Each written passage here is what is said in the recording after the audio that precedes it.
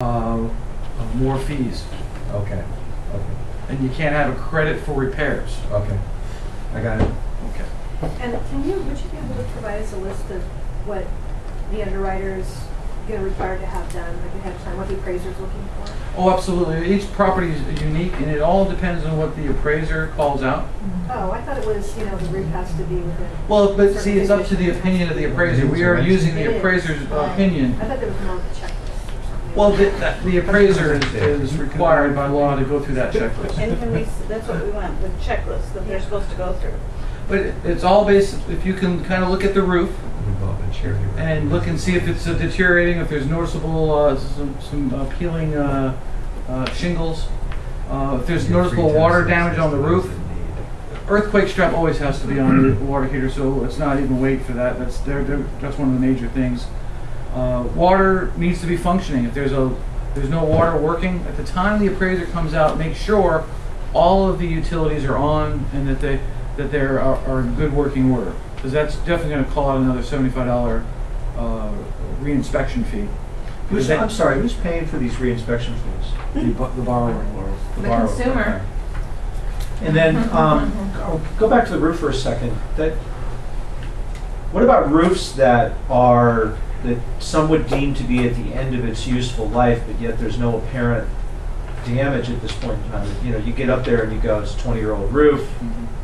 This puppy isn't going to last much longer. Is that a gray area in this regard, or? Well, it's all based on what the appraiser says. If the appraiser says that it definitely needs to be repaired, then it needs to be replaced. Right. I mean, if there's apparent, there's cracks, or the ridge capping's cracked, or whatever it might be. But if you just have we have a lot of 20, 25-year-old townhomes here, where the roof condition is, you can just eyeball it and go, well, this puppy is. 20-year roof, and it's a 20-year-old house, and this at some point in time in the very near future you're going to need a new roof. Well, if the inspector says it definitely is close to its life, chances are you're going to have the appraiser call it out as well. It's subjective. It's all subjective in opinion. It's all based on the appraiser's opinion. So with an FHA, there's a normal appraisal, and then there's someone from the FHA that inspects it as well? No. FHA is going on the trust of these appraisers to do what's right. Oh, okay. There's no HUD underwriter. 203K loans, that's a different story. They have HUD inspectors, and RPM. So the appraiser obviously knows it's an FHA loan, and he, in addition to the normal appraisal, will look for things of health and safety. Exactly. There's been additional certifications and different. They're under the hook as well. They're liable for any wrongdoing as well. So they're definitely going to want to be calling out as much as possible. All right. Yes. I was just going to say, are they contractors, these appraisers? No, they're not. I've sometimes sent the inspection to my appraiser. Before that was when we were able to kind of talk to the appraiser. Sure. And that kind of was helpful. I said, because I'm looking out for the consumer. This is the inspection. He says the roof may be past its extended life. Check it out. Is it going to be okay? Things like that. But hopefully this HVCC thing will stop, because it's causing all kinds of problems. I think it's a dumb question, but I forgot. Is an FHA loan max at 417 or 729? 729, 750 is the max FHA loan, but the pricing changes now from 417 and below. It's about a quarter difference in rate. Okay. And there's different rules apply. The 417 or less, you can put down 3.5% and not have to do 2 appraisals. Right. Is that the limit for 417? 417 or less. Because I had FHA and you had to have 2 appraisals. Right. But we didn't find that out until late, after everything was approved. Oh, we need to have another appraisal at the last minute. You're going to see that with a lot of these guys who've been just doing FHA loans maybe for 3 months or 6 months, and they're just kind of learning as they go. And is it the loan amount over 417 or the purchase price over 417? The loan amount. The loan amount, okay. Don, that could have, whoever worked on that could have easily avoided it. In our case, what we would have done is we saw that the borrower had some additional cash, to say, you can avoid the additional appraisal by putting a little bit more money down. Would you like that option? Yeah.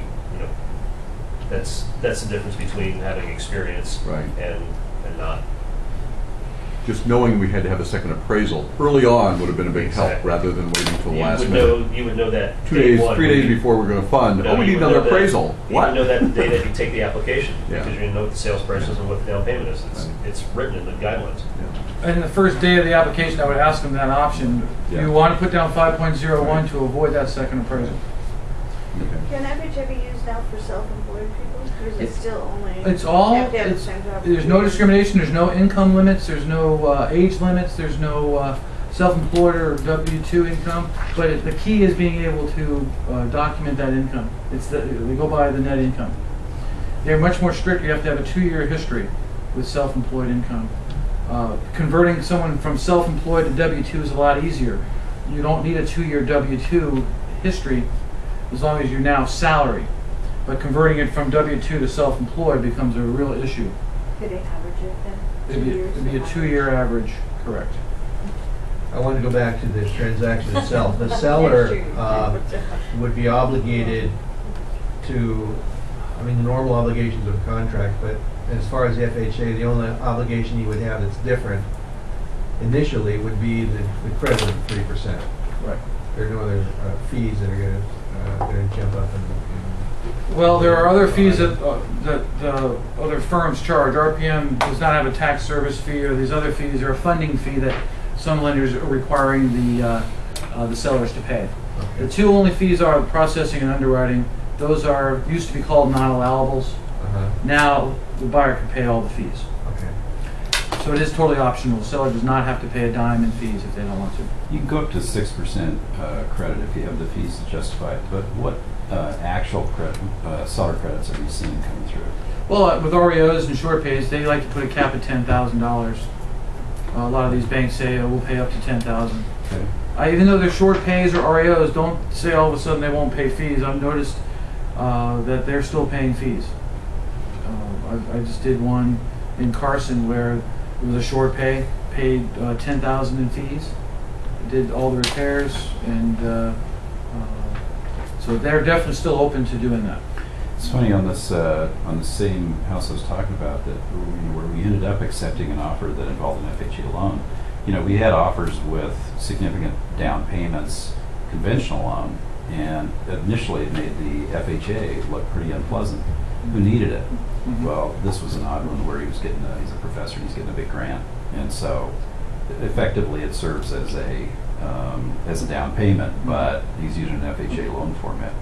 But initially they wanted a credit. Well, nobody else, the conventionals didn't want a credit. Mm-hmm. So we just counted out the credit. We said, sorry, we could just pick a conventional one. Mm-hmm. And we counted it out and didn't have any trouble. But it certainly makes the FHA, and you see listings sometimes that say, no FHA offers considered. Mm-hmm. Sort of You're interesting. dealing with a lot of the old school, the old time realtor who says everyone had a horror story they can Right. tell you Right. about an FHA experience, but not in the last 2 or 3 years. They're actually gotten a lot better, and actually in some cases even easier to close than a conventional loan. Really? So, I mean, apples to apples, let's say you've got two identical offers, one's an FHA loan and one isn't. As a seller, you still probably lean towards the non-FHA loan. I wouldn't, and I'm truthful here. And when you have an FHA loan,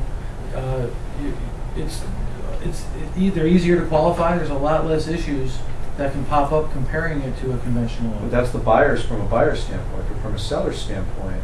There's no effect one bit on their bottom line comparing conventional to FHA. There's no additional fees. There's no. There's But less they usually likelihood have a that higher they're- FICO and they have more money down. Those are the only two things you're considering. No, But but I'm there's saying- also less likelihood that something will pop up that makes the seller lose their loan. Seller lose their Makes the loan. buyer rather lose the loan. With the FHA So loan. from the seller's point of view, the FHA might be more of a sure thing. Just let me know from your framed right here. That's the number one. Fernando makes a great window. I know, yeah. Still, 20 to 25% down. Somebody who's got a 790 FICO score, and you have a 3.5% down FHA buyer. It's in the old days, that 25% down was really appealing, but you really want to make sure that it's actually 25% down. I'm noticing a lot of my FHA buyers are losing to other buyers who say they're putting down 20-25%, Exactly. and then they switch it at the last minute. Or And halfway through. I find that extremely unethical and just It's gotta be a law against that, because you shouldn't be able to do that. Everybody should have a level playing field to be